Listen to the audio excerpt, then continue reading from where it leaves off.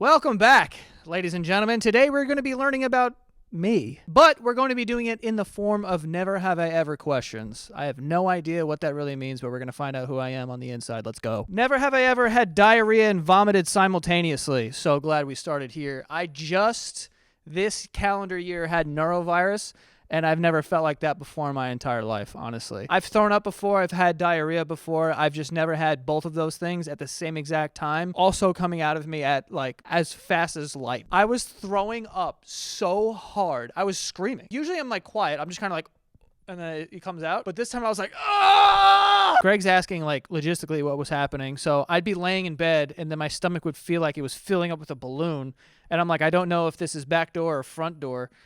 So I would go to the bathroom, and then usually every time I sat on the toilet, without me trying or whatever, things would come out of me. It was just water, and then I'm like, oh my God, I'm going to throw up. So I would have to just turn around real quick and throw up into the same. It was disgusting, and I'm sorry that we're starting here, but that's my life. It was horrific. Never have I ever cried to myself within the past 6 months. I got really close yesterday.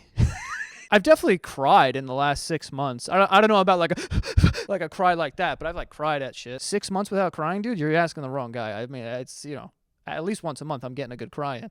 I think like 2 days ago I saw a video of a dog, and it said like, this is the only dog that didn't get adopted at the adoption fucking party that they had, and they put them back in the fucking cage, and I was just a wreck. But yeah, so I've cried in that way, but I haven't cried like super hard in the last 6 months, I don't think. Thank God. Never have ever had my nipples played with. I mean, I'm an adult. People have pulled on these things. I don't want to say people. That makes it sound like I'm out here just letting anyone grab them, but they have been tugged. They've been played with. I don't know what played with even is. Like, is that just like someone doing this or, you know, whatever? Like, it's never been like a request of mine, like, yo, go after my titties or some shit. Like, I've never said that. Has someone touched my nipples and pulled them and, you know, whatever? Yeah.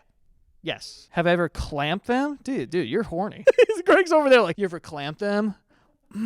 I've probably, you know what I've done when I was younger? Put a clothespin on my nipple. Everyone's done that. That's just part of being a boy. Never have I ever smoked a cigarette. I actually haven't smoked a cigarette in my life. I've never taken a drag of a cigarette. I got close in Europe, and I can't say that I will go my entire life without sucking down a cig, but haven't done it yet. Who knows? Maybe I might not, but you know, if I'm like in Tuscany and there's rolling hills and shit, and someone's like, you know, I'd be like, fuck it, dude. Let's do one. But it's never going to be something I do. I grew up very afraid of cigarettes. I thought that would make me slower, and I'm already not that fast. So if it made me any slower, then I'd be pathetic out there on the fields. But I'll do one for like a Instagram picture or something and put it in black and white, so people are like, damn, dude, this guy's mysterious, something like that. Never have I ever felt the loving touch of a man. Why is this even in here? No, I have not. I've never been loved by a man and felt the loving touch of a man. Let's get this out of the fucking way. I know there's a lot of speculation out there for whatever reason. I don't know why people are like dying for me to be gay, but I've never felt the loving touch of a man, unless you count my father. But I meant like how a father loves his son. I don't mean like, you know. I've never felt the loving touch of a man sexually, ever. Let's make that crystal clear, okay? Never have I ever gotten revenge on someone who wronged me. If I have gotten revenge on someone, it was passively, you know? In a way of like, oh, the best revenge is to like succeed or like, you know, whatever. I'm not a revenge guy. I like to actually let things go. I know that people say like, oh yeah, I know I'm over it, but then they still think about it, or they like hold grudges and do whatever. Like, I don't really do that. I don't. I really try to like let shit go as soon as it kind of happens. Like, if I'm over it, I'm fucking over it, and I don't care, and I'm not gonna like treat you differently or whatever the fuck. There are some people that I'm like, I just don't fuck with that, and I don't fuck with them as a person, and I let them know that, so we're not really friends. I can keep it cordial, but I tell them I'm not your friend. But if I forgive someone, I'm forgiven. I'm over it. I don't carry shit around with me. I got enough shit to deal with. I can't fucking deal with grudges. Never have I ever looked at my own booty hole in the mirror. All right, I feel like someone set me up because they know I've done this. I didn't do this until I was instructed to, and I know that sounds weird. When I was doing the basement yard with Danny, one day he asked me if I had ever seen my asshole, and I was like, I don't think so. And he's like, go look at it right now, because in my room I had a giant mirror, and I was like, I don't even know how to do that. He goes, bend over, look through your legs, and spread your ass, and look at your ass. And then I did, and I saw it, and I don't necessarily like love what I saw. And there was one other time, I think like 2 years after that, where I checked in on it, and still bad, I think. It's not like horrible, it's just a butthole. It's weird, dude. I don't love looking at it. Could I draw it to perfection? No. And I maybe I should get reacquainted because it's been many years since I've done it. But I have done it.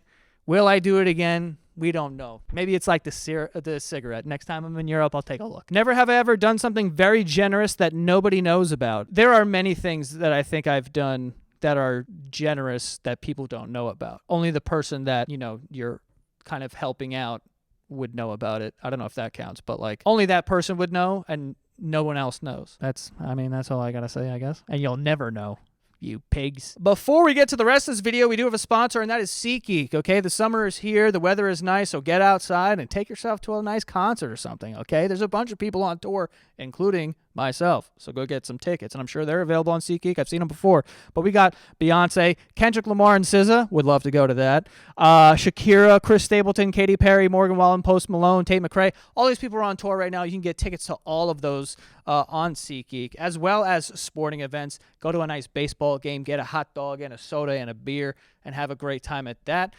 So you can get sporting events, concerts, Broadway plays, monster truck rallies. First of all, I'd love to go to that, but those are also available on SeatGeek. So go download the SeatGeek app. It's the #1 rated ticketing app in the App Store. I've been using it for years. They let you know when you're buying a good ticket when it's dark green, and it's a bad ticket if it's dark red. So you probably should steer clear of those. But I like the transparency there, all right? So right now, we're going to save you some money on your tickets also. If you use code JOE2025, you will get 10% off of any tickets you buy on SeatGeek, okay? So go download the SeatGeek app, use that code JOE2025, and save that 10%. You're welcome. Never have I ever gotten beaten up or beat someone up. I've never beat someone up to have I just whooped his ass. I don't think that's ever happened. I've definitely punched people in the face pretty good. I haven't gotten into a fight since like middle school, so like this is with a grain of salt, I guess. There was one time specifically in middle school where my friend was getting jumped by these two kids, and I ran over and they were on top of my friend, and I pushed them off of my friend, and they like fell down, and then I ran over to one of them, and I like got on top of them, and I was gonna punch him in the face, and this fucking Asian kid, his name was Jun Lee. This kid punched me so fucking hard, dude. I thought I got hit with like a Dragon Ball Z Kamehameha. And I just like went down. And I like was on my back, and I just saw my friend jumping over my body. And I was like, oh my God, dude. And I found out that it was Jun Lee. He was like a cool dude. And I just told him like, yeah, you punch mad hard. And he just went like this. And I was like, damn, bro. Never have ever lied to protect someone's feelings. Of course I've done that. We've all done that, okay? That's just like, I think that's being polite. If you are just saying how you feel all the time, 100%, I feel like that's a little rude. And it's not about being afraid, and it's not about like, you're like lying all the time. It's just you're taking other people into account. It's kind of like you have a group of friends. There's some people you can make fun of. There's other people that that they're a little more sensitive to that stuff, so you don't do the joking stuff with them too often or too hard or whatever the fuck. But your other friend who like you just do it back and forth, you make fun of them a lot, blah, blah, blah. It's kind of the same thing. You lie, or you like kind of like don't say exactly how you're feeling because based on someone's personality that like it may upset them or whatever. So of course I've lied to protect people's feelings before. Greg was asking what's a good situation to lie to someone. If someone's trying really hard at something and they're asking you, how was that? Then I would say it was good, and also have some constructive criticism if I had it. But I wouldn't be like, dude, that sucked. And like, that's all I'm going to say, because if they're already feeling negatively about it, that they're just looking for some, positive reinforcement or some criticism, but like do it lightly and do it gently type of thing. Like I would be like, yeah, like it's good and whatever, blah, blah, blah. But here's what you can do. Like this is you being just polite and like lighter. Never have I ever stalked someone on social media. Is there anything else to do on it besides that? What do you mean? That's the only thing that you can do on social media. That's what it's built for. That's what it's made for. It's for stalking. It is what it is. It's about posting and like, getting that fucking hit of adrenaline or not adrenaline. What's the thing? Dopamine. You know what I mean? One of those fucking hormones or whatever the fuck. But you post a story where you're looking a little good and you're like, oh, I just want people to see this so they can see me so I look good. And you just want that dopamine because you're a dopamine fucking addict, and you've been on your phone for 15 hours all day, and like this is the only way that you can feel something because you haven't been outside in a week. You know what I mean? So that's what we use social media for. But then also on the other hand, you use it to stalk people. You know, you want to compare yourself to other people so that you can feel bad about yourself, but you tell yourself like, I shouldn't feel bad about myself. I shouldn't be comparing myself to people. That's what my therapist says, but you're addicted to it. So you're just on it. You're constantly comparing yourself to other people. They're better looking than me, but they have plastic surgery, and now you're saying negative stuff about them, and then you're on social media the entire time, and then then you're stalking people, and then you're hating on them, or you're either comparing yourself to other people that are better than you and feeling bad about yourself, or you're stalking people and you're hating on them to make yourself feel better. We're all dead.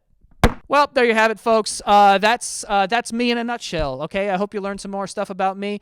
You learned that I've cried and that I've nearly shit my pants and throw up in the same pants also in the last 6 months. So, God bless. Hope you guys learned a lot and are enjoying the videos. Don't forget to subscribe, and we'll see you next time.